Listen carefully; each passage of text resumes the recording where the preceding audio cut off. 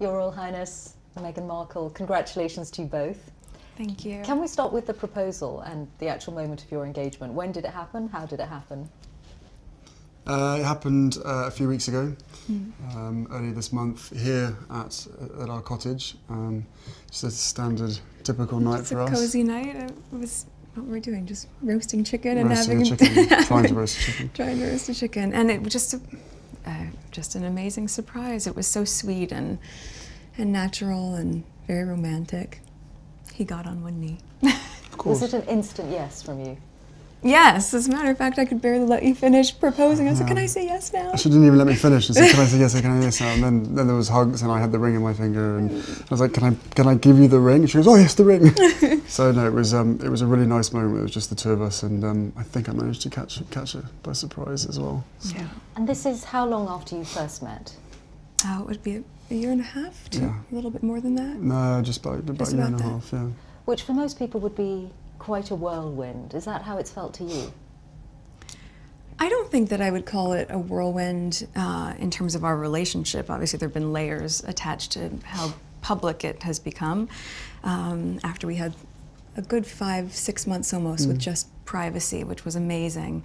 But no, I think we were able to really have so much time just to connect, and we never went longer than 2 weeks without seeing each other, even though we were obviously doing a long-distance relationship. So it's we made it work. How did you first meet? Yes, we first met. We were introduced actually by a mutual friend, who we should protect her privacy and not reveal yeah. too much of that. And but it was literally through her, and then we met once and then twice back to back, 2 dates in London. Last July, yes, beginning of July, and then it was I think about 3, maybe 4 weeks later that I managed to persuade her to come and join me in Botswana, and we camped out with each other under the stars. And she came and joined me for 5 days out there, which was absolutely fantastic. So then we were really by ourselves, which was crucial to me to make sure that we had a chance to get to know each other. Yeah. But the friend who introduced you, was she trying to set you up? Yes, it was definitely a setup. It was a blind date. It was a blind date, and, for sure. And it's so interesting because we talk about it now, and even then, because I'm from the States, you don't grow up with the same understanding of the royal family, and so while I now understand very clearly there's a global interest there, I didn't know much about him, and so the only thing that I had asked her when she said she wanted to set us up was, I had one question. I said, well, is he nice?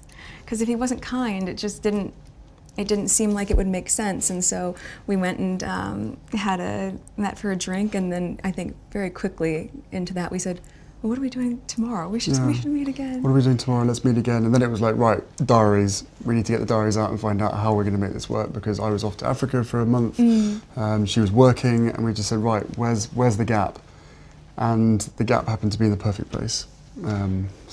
So how much did you, Prince Harry, know about Meghan? Had you seen her on TV? No, I'd never even heard about her until this friend said Meghan Markle. I was like, right, okay, give me a bit of background. what's going on here?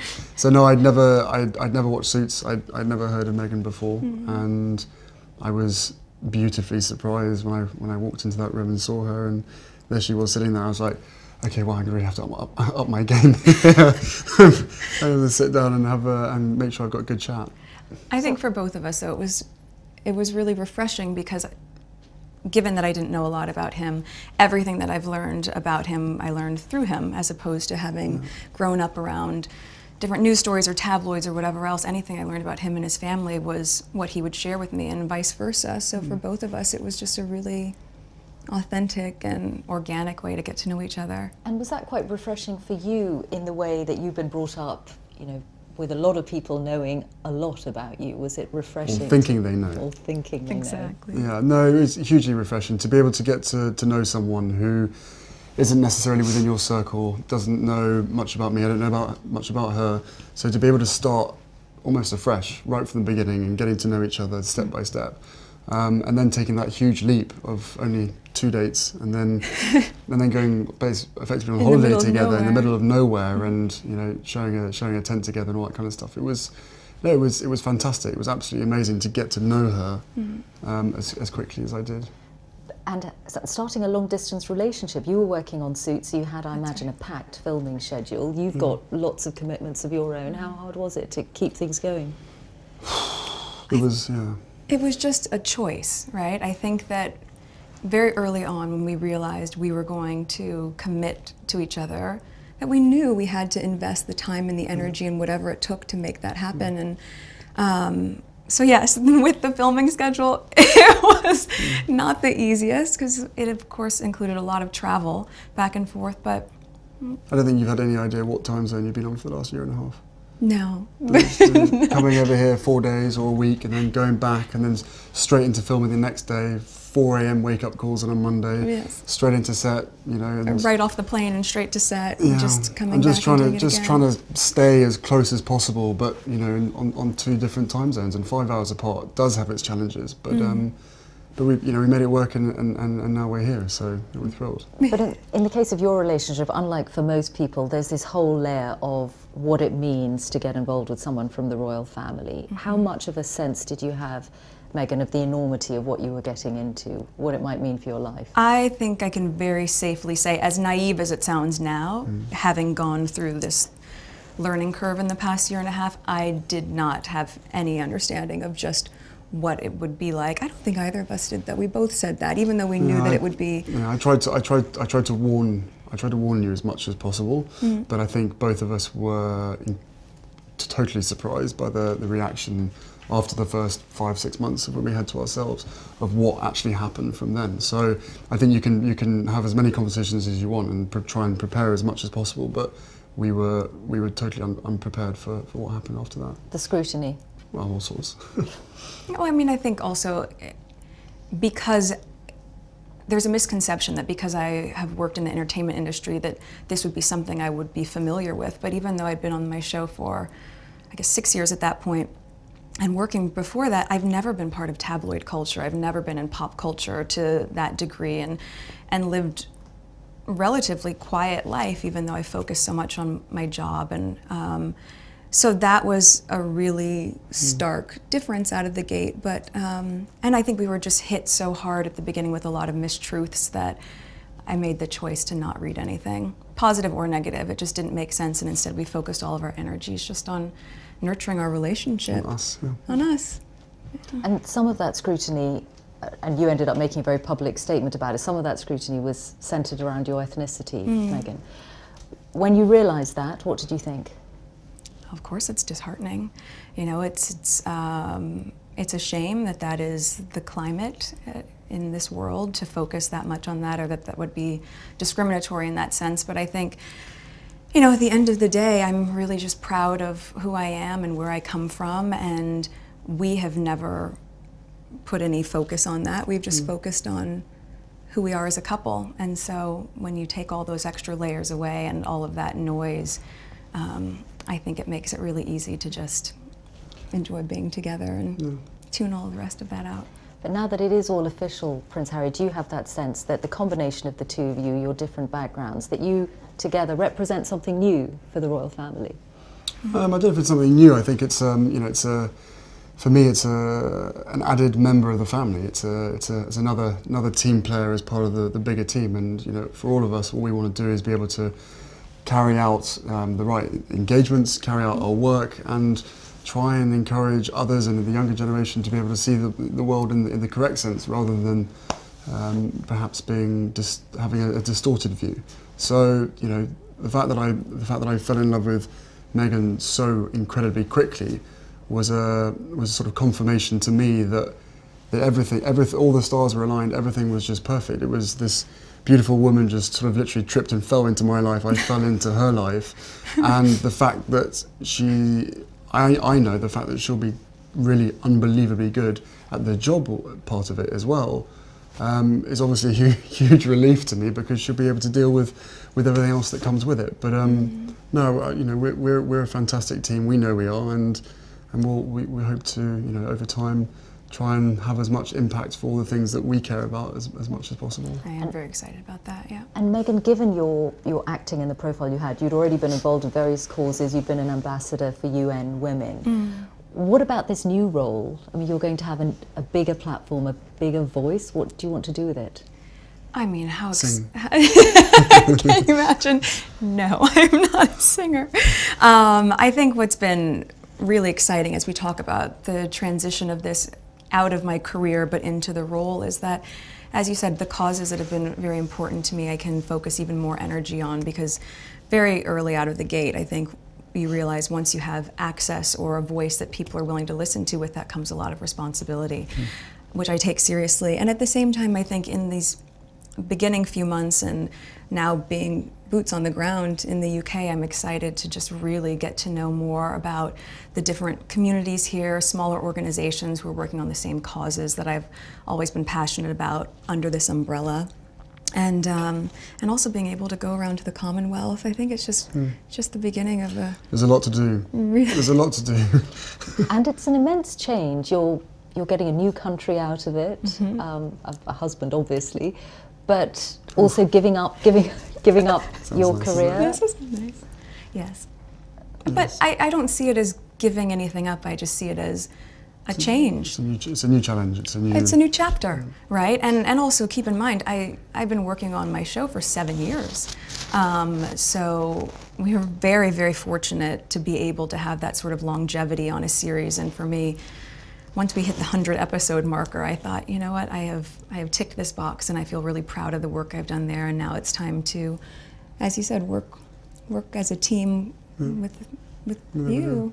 Yeah. But do you have that sense of responsibility, Prince Harry, for what you're asking Meghan to do? Of course, that sense of responsibility was essentially from day one, or maybe a couple of months in, when I suddenly realised actually this is, you know, I know that I'm in love with this girl, and I hope that she's in love with me. But we still had to sit down on the sofa, and I still had to have some pretty, you know, frank conversations with her to say, look, you know, what you're letting yourself in for is, it's a big deal, and it's, you know, it's not easy for anybody. But I know that, you know, at the end of the day, she chooses me, and I choose her. And therefore, you know, whatever we have to tackle together or individually will always be us together as a team. So, I think she's capable. So nicely said, isn't it? I don't know. She's capable of anything. And together, as I said, there's a hell of a lot of stuff and work that needs doing.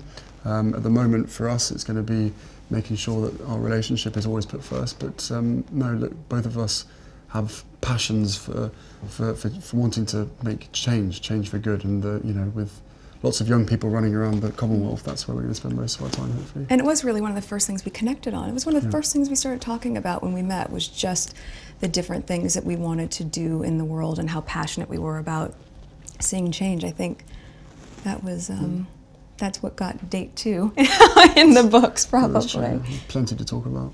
Children? Not currently, no. No, of course, you know, I think, you know, one step at a time, and hopefully we'll start a family in the near future. Have you've met each other's families, I imagine? Yes, his family's been so welcoming, and You've met quite a few of them, actually. I have, on both sides of his family, his mom's side as well, which has been really important to me too. But yes, the family has been great, and over the past year and a half, we've just had a really nice time getting to know them and progressively helping me feel a part of not just the institution, but also part of the family, which has been really, really special. Trying to track them down and make sure that they're around at the same time that she's popping in without telling too many people. And so we've actually done incredibly well to make sure that you've met all the key people. So does that mean a lot of the time that you've been together in this last year and a half, you've been at home a lot? Yes. No, we've well, yeah, we had to sort of reverse the whole process, and cozy nights in front of the television, cooking dinner with you know, just the two of us by ourselves in our little cottage, rather than going out for dinner and being seen in public. So we reversed the whole process, which is it's provided different opportunities, and it's made us a hell of a lot closer in a shorter space of time. That's true. That's, you know, without question. So, you know, if anybody else at home is listening, then maybe, you know, slow down on the dates and maybe spend more time at home. But no, it's for us, it's an opportunity to really get to know each other without other people, you know, looking or trying to take photos on their phones and all that kind of stuff. You know, with that that comes with the job, comes with the role. But Well, where so possible, yes. yeah. And we were able to really get to know each other that way, but also then to go and have friends over for dinner, or to go to his family for tea, or any of those sort of things. And even, you know, just to take the time to be able to go on long country walks and just talk. We've been all over the place. Have you met the Queen? I have, yes. A couple of times. Yes, What was that sure, like? a couple of times. It's incredible. I think, you know, to be able to meet her through his lens, not just with his honor and respect for her as the monarch, but the love that he has for her as his grandmother. All of those layers have been so important for me, so that when I met her, I had such a deep understanding, and of course incredible respect for being able to have that time with her. And we've had a really, she's an incredible woman. And the corgis took to you straight away. That's true. For the last 33 years being barked at, this one walks in absolutely nothing. Just laying on my feet during tea. It was very sweet. And it's just like, oh. That has to be a good sign. Speaking of dogs, have you brought yours to the UK? Well, I have 2 dogs that I've had for quite a long time, both my rescue pups, and one is now staying with very close friends, and my other little guy is, yes, he's in the UK. He's been here for a while. Okay, let's hope he adjusts well. I think he's doing just fine. What was it like introducing Meghan to your father and your brother? What was it like? It was exciting. I mean, I've been seeing her for a period of time when I literally didn't tell anybody at all, and then William was longing to meet her, and so was Catherine. So, you know, they're being our neighbours, we managed to get that in quite a few times now. And Catherine's been absolutely wonderful, amazing, as is William as well. Fantastic support. And then my father as well. We had a couple of. No, more than that. We've had a handful of teas and meetings and all sorts of gatherings over at his place as well. So, no, the family together have been absolutely, solid support, and my grandparents as well have been wonderful throughout this whole process, and they've known for quite some time. So how they haven't told anybody is again a miracle in itself. But no, the whole family have come together and have been a huge amount of support. They've been amazing. And Meghan, your parents, do you think, while very happy for you obviously, do you think they have worried at all about the scale of what you're getting into? Well, I'm sure at the onset, both my parents and my close friends were concerned, because we got very quickly swept up in a media storm that, as I shared, was not part of my life before that, but they also had never seen me so happy. And I think also once my friends, were able to really meet Harry and my mom, who we've spent a lot of time with, who was so much fun. Your mom's amazing. It was just, it was just obvious that no matter what we were being put through, that it was just temporary, and that we were going to be able to get through that. So everyone was really happy with me. He's talked to my dad a few times, hasn't been able to meet him just yet, but it's all been worth every effort. Yeah. It's been great. Your ring. Oh, yes. Tell us about your ring. The ring is obviously yellow gold, because that's her favourite, and the main stone itself I sourced from Botswana, and the little diamonds either side are from my mother's jewellery collection, to make sure that she's with us on this crazy journey together. And it's beautiful, and he designed it. It's incredible. Yeah. And make sure it stays on that finger. Of course. What does it mean to you, Meghan, to have those stones on your finger that once belonged to Princess Diana? I think everything about Harry's thoughtfulness and the inclusion of that, and obviously not being able to meet his mom, it's so important to me to know that she's a part of this with us, and I think in being able to meet his aunts and also to be like Julia and just different people who are so important to his mom, I'm able to in some way know a part of her through them, and of course through him, and it's incredibly special. And to be able to have this, which sort of links where you come from, and Botswana, which is important to us, and it's perfect. What do you think your mother would have thought of Meghan or said about Meghan? Oh, they'd be thick as thieves, without question. I think she would be over the moon, jumping up and down, you know, so excited for me. But then, as I said, would have probably been best friends with Megan. So no, it is days like today when I really miss having her around and miss being able to share the happy news. But you know, with the ring and with everything else that's going on, I'm sure she's with us. I'm sure she's with us. Yeah, you know, jumping up and down somewhere else. Prince Harry, Meghan Markle, thank you both very much. Thank you so much. Thank you very much.